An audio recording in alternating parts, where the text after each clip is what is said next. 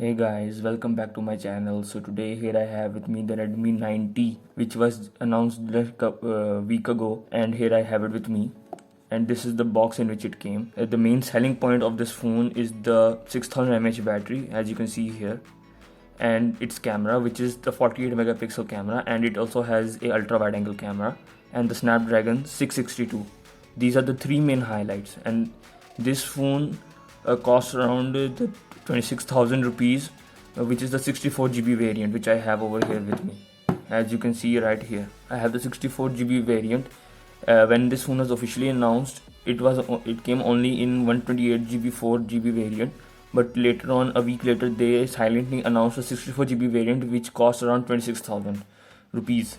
But the 128 GB variant costs around 30,000. So when you search for this phone online, you will only get the price of that 128 GB variant, which is 30,000.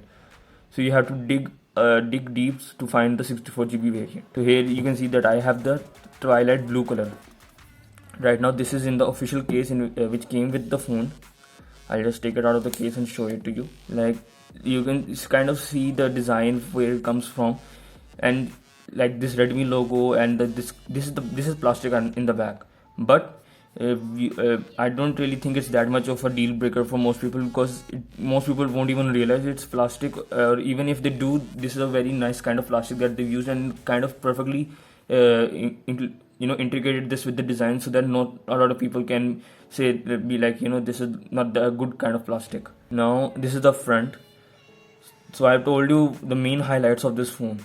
This is the around the 6.5 inch display, approximately, because nowadays most phones are coming around coming around 6.5 inch display, or maybe 6.53, like very minor size differences. So it's around 6.5 inch.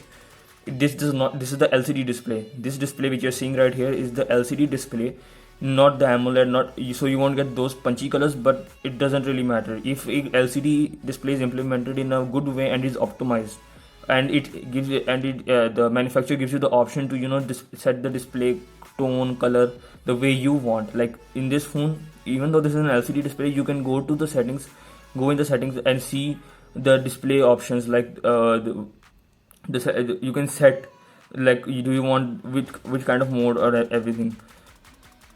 This is the reading mode, and this is the colors. Like this, you can see here the color scheme.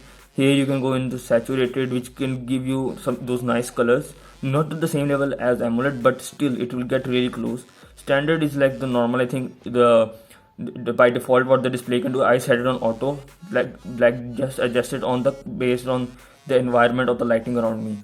And that's the display side. It doesn't have the 120 hertz or the 90 hertz display. That's still limited to the mid-range, but that doesn't, for a lot of people, even when that feature reaches the budget side, that does not really matter to a lot of people.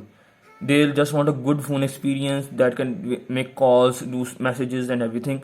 But this phone does that and a lot more, like with the Snapdragon 662 processor.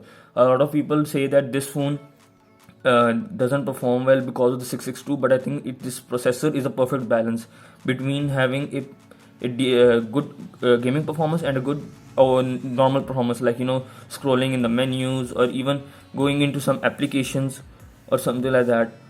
Like the loading times, especially the loading time. Like if I just open this settings, you can see that there is not even a slight delay in the touch response. And this phone also comes with the Google apps pre-installed. The line you can see here on the box, like you can see here, with easy access to the Google apps you use most. That means these Google apps which you are seeing right here, these two, and the contacts app. And there are also other Google apps, but those were already coming pre-installed. These three apps: the Google phone call, the Google messages, and the Google contacts. These three were the ones that weren't coming pre-installed, and you had to normally go to the Play Store and install. And sometimes some phones were even compatible. So that's kind of the Google fixed that thing on their side, and then most companies are now using it in their phones. So you can see here that this phone is going really well. There might be some downsides, like maybe some people might say the downside is why don't this phone has a the 120 Hz display refresh rate, or something like that, or an AMOLED display. Honestly, I don't think it doesn't matter. It doesn't matter to a lot of people.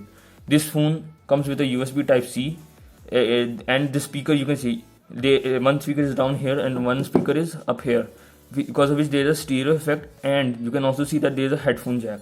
There is the headphone jack over here. So yeah, as you can see here, that this phone is really good. And for the camera is like, I've used it a bit, and like this phone has a night mode, it has a portrait mode, it has an ultra wide angle, the 48 megapixel camera. If you use it in default mode, it doesn't use the full 48, it does I think some kind of a pixel binning. But there is a mode in which you can use the full 48 megapixel. So that's about the camera. And if you ask about what about the performance, like if I open PUBG right over here, I just started it from a cold start, so it's loading up and everything. Now it has started.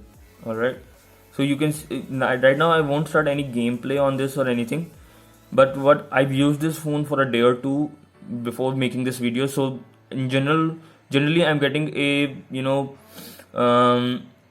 frame rates of 30 fps, and most phones go up to 30 fps. There are some phones which come with 190 Hz display refresh rate, and the game like PUBG, those phones which come with 90 Hz display refresh rate, PUBG supports 90 Hz, but right now they limited to OnePlus. They have a collaboration with OnePlus, because of which OnePlus phones are the only phones that are using the 90 Hz display refresh rate and are providing the 90 Hz option. But I don't think so it matters, because I've been using a phone without the 120 Hz or the 90 Hz display refresh rate for a long time, so I don't notice any issue. Even there are people do say that once you use a high refresh rate display, like I've used the Poco X3 NFC with the 120 Hz display refresh rate, it is good, it is smooth and everything, but it's not that hard for you to go back to 60 Hz and then use like you will be like I can notice a very huge difference between the in the 60 Hz and 120 Hz display refresh rate. But let's see if in future, like if most companies start shifting to the 90 Hz, because I think that's a good enough jump. If they have to jump to a next, to be able to say like they have the 90 Hz display refresh rate, the high refresh rate display. So this is the overall, I've given you an overall first impression and kind of a mini review of this phone, and I have told you about the general performance. And if you ask me, if you are looking for a phone at a price of 26,000 or between 20 to 30k, this phone really fits in between. It's like 26,000, and for the storage that you're getting, the stereo speakers, the USB Type C, the 18 watts. This phone also has an 18 watt fast charging with USB Type C. That's another thing that most phones at this price don't have. But you have the USB Type C, you have the stereo speakers, you have the headphone jack, and you have the 18 watt fast charging, the Snapdragon 662, the 6000 mAh battery, and finally the 48 megapixel main camera and the ultra wide angle camera.